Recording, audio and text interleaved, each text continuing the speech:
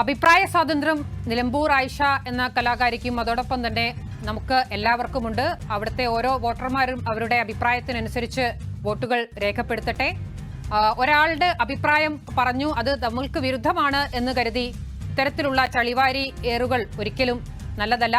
ഇനി നമ്മൾ നിലമ്പൂരിലെ മറ്റൊരു രാഷ്ട്രീയ പോരാട്ടത്തിലേക്ക് കൂടി പോവുകയാണ്. അതായത് ആശാ വർക്കർമാർ ദിവസങ്ങളായി സെക്രട്ടേറിയറ്റിന് മുന്നിൽ നടത്തിക്കൊണ്ടിരിക്കുന്ന സമരം, അതായത് കൃത്യമായി പറഞ്ഞാൽ 124 ദിവസമായി അവരുടെ ഓണറേറിയം വർധന ഉൾപ്പെടെയുള്ള ആവശ്യങ്ങൾ പറഞ്ഞുകൊണ്ട് ആശാ വർക്കർമാർ അവിടെ സമരം ചെയ്യുകയാണ്. അവിടുത്തെ വെയിലും പുകയും മഞ്ഞും എല്ലാം കൊണ്ടുകൊണ്ട് അവരവിടെ സമരം ചെയ്യുകയാണ്.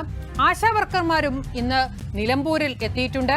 LDFന് വോട്ട് ചെയ്യരുത്, LDF കാണിച്ച വഞ്ചന ജനങ്ങൾക്ക് മുന്നിൽ തുറന്നു കാണിച്ചുകൊണ്ട് LDFന് ഒരിക്കലും വോട്ട് ചെയ്യരുത് എന്ന് പറഞ്ഞുകൊണ്ട് ആശാ വർക്കർമാർ അവിടെ പ്രചരണം തുടങ്ങിയിട്ടുണ്ട്. ഈ അവസാന ലാപ്പിലെത്തിയപ്പോൾ ആശാ വർക്കർമാർ കൂടി അങ്ങോട്ടേക്ക് എത്തുന്നത് ഒരു ഒരു ഒരു മണ്ഡലത്തിൽ സ്വാഭാവികമായിട്ടും ഒരു സ്വാധീനം ഉണ്ടാക്കുമെന്ന് തന്നെയുള്ള ഒരു വിലയിരുത്തൽ പ്രാഥമിക തലത്തിൽ വരുന്നുണ്ട്. എന്തായാലും ആശാ വർക്കർമാർ നിലമ്പൂരിൽ നടത്തുന്ന പ്രചരണവും അവർക്ക് പറയാനുള്ളതും കേൾക്കാം.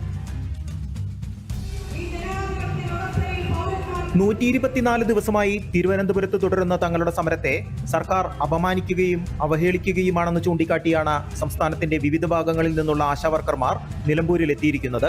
232 രൂപ എന്ന ദിവസവേതനം 700 രൂപയാക്കി ഉയർത്തുന്നതിനുള്ള സമരത്തെ സർക്കാർ തൊഴിലാളി വിരുദ്ധവും സ്ത്രീവിരുദ്ധവുമായ നിലപാടിലൂടെയാണ് നേരിടുന്നത്. ഇത് വോട്ടർമാർക്ക് മുന്നിൽ അവതരിപ്പിക്കുകയാണ് തങ്ങളുടെ ലക്ഷ്യമെന്ന് ഇവർ പറയുന്നു. 232 രൂപ എന്ന് പറയുന്ന ദിവസവേതനം മാറ്റി അത് ഈ ഗവൺമെന്റ് കഴിഞ്ഞ പ്രകടന പത്രികയിൽ പ്രഖ്യാപിച്ചതുപോലെ 700 രൂപയായി വർദ്ധിപ്പിച്ചു തരണം എന്നുള്ളതാണ് ഞങ്ങൾ ആവശ്യപ്പെട്ട് സമരം ചെയ്യുന്നത്.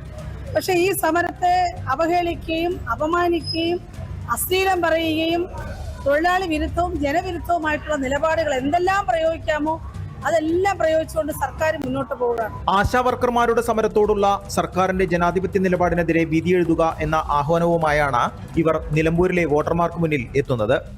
സർക്കാരും അവർക്ക് നേതൃത്വം കൊടുക്കുന്ന പാർട്ടികളും മത്സരിച്ച് ആക്ഷേപിക്കുകയാണ് സ്ത്രീ തൊഴിലാളികളെ. അപ്പോൾ ഈ 4 വർഷത്തെ ഇവരുടെ ഈ ഭരണം തന്നെയാണ് ഈ തിരഞ്ഞെടുപ്പിലെ ഈ ഉപതെരഞ്ഞെടുപ്പിലെ അവരുടെ മാനിഫെസ്റ്റോ എന്ന് പറയുന്നത്. ആ മാനിഫെസ്റ്റോ പ്രകാരം ഇനി ഇവർക്ക് തിരഞ്ഞെടുക്കപ്പെടാൻ ഒരു യോഗ്യതയുമില്ല.